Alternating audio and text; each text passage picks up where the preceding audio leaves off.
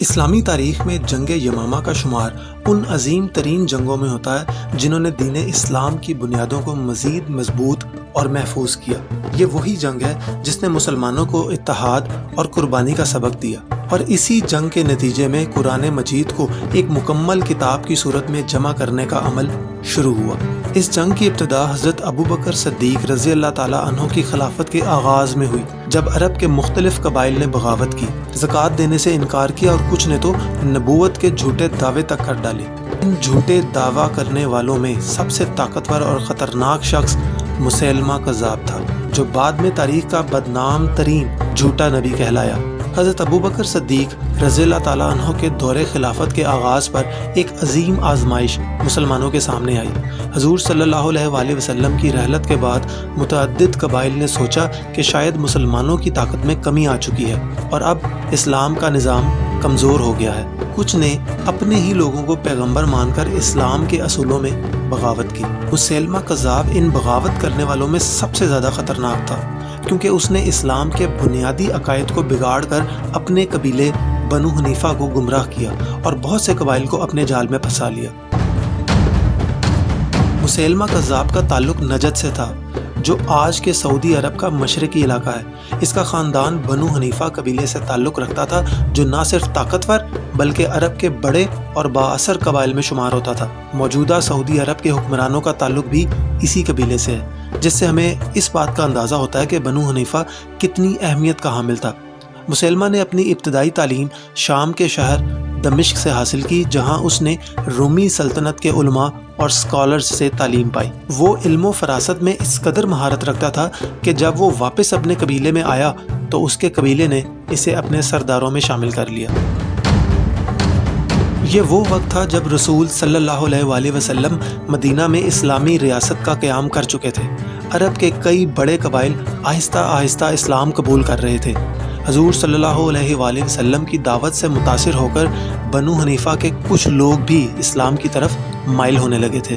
اس صورتحال کو دیکھ کر مسیلمہ نے اپنے 2 قبائل کے سرداروں کو اپنے ہمراہ لیا اور مدینہ جانے کا ارادہ کیا، تاکہ وہاں جا کر آپ صلی اللہ علیہ وآلہ وسلم سے ملے اور اپنے قبیلے کو اسلام میں داخل کرنے کی بات کرے۔ لیکن مدینہ پہنچ کر مسیلمہ نے ایک انوکھی اور عجیب شرط پیش کی۔ اس نے کہا کہ وہ اسلام تو قبول کر لے گا، مگر اس شرط پر کہ رسول صلی اللہ علیہ وآلہ وسلم اسے اپنی جانشینی کا وعدہ دیں۔ رسول صلی اللہ علیہ وآلہ وسلم نے اسے واضح الفاظ میں رد کر دیا اور کہا کہ اگر تم مجھ سے یہ چھوٹی سی کھجور کی ٹہنی بھی مانگو گے تو میں تمہیں نہیں دوں گا، یعنی تمہیں خلیفہ بنانے کا کوئی سوال پیدا ہی نہیں ہوتا۔ مسیلمہ جب مدینہ سے واپس اپنے قبیلے آیا تو اس نے لوگوں کے سامنے یہ جھوٹا دعویٰ کر دیا کہ محمد صلی اللہ علیہ وآلہ وسلم نے اسے نبوت میں شریک کر لیا ہے۔ اس نے کہا کہ اللہ نے اسے اور محمد صلی اللہ علیہ وآلہ وسلم دونوں کو رسول بنا کر بھیجا ہے۔ یہ دعویٰ سن کر قبیلے کے بعض افراد خوش ہوئے، مگر بعض شکوک و شبہات میں مبتلا ہو گئے۔ مسلمانوں نے اس فتنہ کی تحقیق کے لیے ایک آدمی کو بنو حنیفہ کے پاس بھیجا، لیکن مسیلمہ نے اس شخص کو بھی دھوکہ دینے پر مجبور کیا، جس نے قبیلے کے سامنے یہ جھوٹ بول دیا کہ واقعی مسیلمہ اللہ کا رسول ہے۔ اس طرح مسیلمہ نے اپنے قبیلے کو مکمل طور پر گمراہ کر دیا اور عرب میں ایک بڑے فتنے کو ہوا دی۔ اپنے جھوٹے دعوی نبوت کے بعد مسیلمہ نے اسلام کے کئی اہم اصولوں میں رد و بدل کی۔ اس نے شراب کو حلال قرار دیا، فحاشی کو جائز قرار دیا، 5 کے بجائے 3 نمازیں مقرر کیں، رمضان کے روزے ختم کر دیے اور بغیر گواہوں کے نکاح کو جائز قرار دیا۔ اس طرح کے اقدامات کے ذریعے مسیلمہ نے اپنے پیروکاروں کو خوش کرنے کی کوشش کی اور دین میں ایسے بڑے بگاڑ پیدا کیے جن کا اسلام میں سرے سے کوئی تصور ہی نہیں تھا۔ یہ جھوٹا اور آسان مذہب بہت سے لوگوں کو اپنی طرف کھینچنے لگا اور مسیلمہ کا فتنہ پھیلتا چلا گیا۔ لوگ اس کی طرف کھنچے چلے جا رہے تھے کیونکہ مسیلمہ نے اسلام کے برعکس دین کو آسان بنا دیا تھا۔ ان رعایتوں کی بنا پر عرب کے لوگ جو اسلام کے سخت اصولوں سے گھبراتے تھے، مسیلمہ کی طرف مائل ہونے لگے۔ یہاں یہ سوال پیدا ہوتا ہے کہ رسول صلی اللہ علیہ وآلہ وسلم نے تو اسلام کو پھیلانے میں سخت جدوجہد کی تھی، پھر مسیلمہ کیسے اتنی آسانی سے لوگوں کو اپنی طرف کھینچنے میں کامیاب ہوا؟ اصل بات یہ ہے کہ حضور صلی اللہ علیہ وآلہ وسلم نے کبھی اصولوں پر سمجھوتا نہیں کیا تھا۔ مکہ کے سرداروں نے آپ کو یہ پیشکش کی تھی کہ اگر آپ ان کے خداؤں کو مان لیں تو وہ بھی آپ کے خدا کو ماننے کے لیے تیار ہو جائیں گے اور آپ کو اپنا بادشاہ بنا دیں گے، لیکن رسول صلی اللہ علیہ وآلہ وسلم نے فرمایا تھا کہ اگر میرے ایک ہاتھ پر سورج اور دوسرے پر چاند رکھ دو تب بھی میں حق سے پیچھے نہیں ہٹوں گا۔ مسیلمہ نے اس کے برعکس ہر قبیلے کے رسوم و رواج اور دیوی دیوتاؤں کو قبول کرنا شروع کر دیا۔ اس نے لوگوں کو خوش کرنے کے لیے ان کی تمام روایات اور غیر اسلامی رسوم کو اپنے نئے مذہب میں شامل کر لیا۔ نتیجتاً قبائل مسیلمہ کو آسانی سے اپنا رہنما اور نبی ماننے لگے اور یوں اس کا فتنہ تیزی سے پھیلتا گیا۔ بڑھتی ہوئی طاقت کے غرور میں ایک دن مسیلمہ نے آپ صلی اللہ علیہ وآلہ وسلم کو خط لکھا اور خط کے عنوان میں لکھا مسیلمہ اللہ کے رسول کی طرف سے، محمد اللہ کے رسول کی طرف۔ ہم دونوں اس کام میں شریک ہیں، آدھی دنیا آپ کی اور آدھی میری۔ اس گستاخی اور دعوی نبوت پر مبنی خط کو دیکھ کر رسول صلی اللہ علیہ وآلہ وسلم نے جواب میں اسے مسیلمہ کذاب یعنی جھوٹا کہا اور فرمایا یہ دنیا نہ میری ہے نہ تمہاری بلکہ یہ تو اللہ کی ہے اور وہ جسے چاہتا ہے اسے دیتا ہے۔ رسول صلی اللہ علیہ وآلہ وسلم کی حیات میں مسیلمہ کو کبھی بغاوت کی ہمت نہیں ہوئی تھی، لیکن جیسے ہی آپ صلی اللہ علیہ وآلہ وسلم کا وصال ہوا تو مسیلمہ نے حضرت ابو بکر کی خلافت کو للکارا اور بغاوت کا اعلان کر دیا۔ حضرت ابو بکر رضی اللہ تعالیٰ عنہ نے اس خطرناک فتنے کو دبانے کا فیصلہ کیا اور مسلمانوں کی 11 فوجیں تشکیل دیں، جن میں سے ایک فوج کو مسیلمہ کی طرف روانہ کیا گیا۔ تاہم حضرت اکرمہ رضی اللہ تعالیٰ عنہ کی قیادت میں جانے والی فوج کو یہ ہدایت دی گئی کہ مسیلمہ کی فوج کو روکیں لیکن حملہ نہ کریں، مگر حضرت اکرمہ رضی اللہ تعالیٰ عنہ نے اس ہدایت کی خلاف ورزی کرتے ہوئے حملہ کیا اور شکست کھا گئے۔ حضرت ابو بکر رضی اللہ تعالیٰ عنہ نے دوبارہ ایک اور فوج کو بھیجا، لیکن انہوں نے بھی مسیلمہ کی فوج پر حملہ کر دیا اور پھر سے شکست کا سامنا ہوا۔ 2 مرتبہ شکست کے بعد حضرت ابو بکر رضی اللہ تعالیٰ عنہ نے حضرت خالد بن ولید کو حکم دیا کہ وہ اپنی مکمل فوج کے ساتھ مسیلمہ کے فتنے کو ہمیشہ کے لیے ختم کرنے یمامہ جائیں۔ حضرت خالد بن ولید رضی اللہ تعالیٰ عنہ 13,000 مسلمانوں کی فوج لے کر یمامہ کے میدان میں پہنچے، جہاں ان کے سامنے مسیلمہ کی 40,000 کی فوج تیار کھڑی تھی۔ جنگ کے آغاز میں مسیلمہ کی فوج نے مسلمانوں کو للکارا۔ مسلمانوں کی فوج کے جوابی حملے میں حضرت عمر رضی اللہ تعالیٰ عنہ کے بھائی زید بن خطاب اور دیگر صحابہ رضی اللہ تعالیٰ عنہ نے دشمنوں کو ختم کر دیا، لیکن مسیلمہ کی فوج تعداد میں زیادہ ہونے کی وجہ سے مسلمانوں کو شدید مشکلات کا سامنا کرنا پڑا۔ جنگ اس قدر شدید ہوئی کہ مسیلمہ کی فوج نے مسلمانوں کو پیچھے دھکیل کر ان کے خیموں تک پہنچا دیا، جہاں مسلمان عورتیں اور حضرت خالد بن ولید کی اہلیہ بھی موجود تھیں۔ حالات اس قدر سنگین ہو گئے کہ ایسا لگنے لگا تھا کہ شاید اب مسلمان یہ جنگ ہار جائیں گے اور مسیلمہ مدینہ پر حملہ کر دے گا۔ حضرت خالد بن ولید رضی اللہ تعالیٰ عنہ نے اس نازک صورتحال میں فیصلہ کیا کہ وہ دشمن کے مرکز پر حملہ کریں گے۔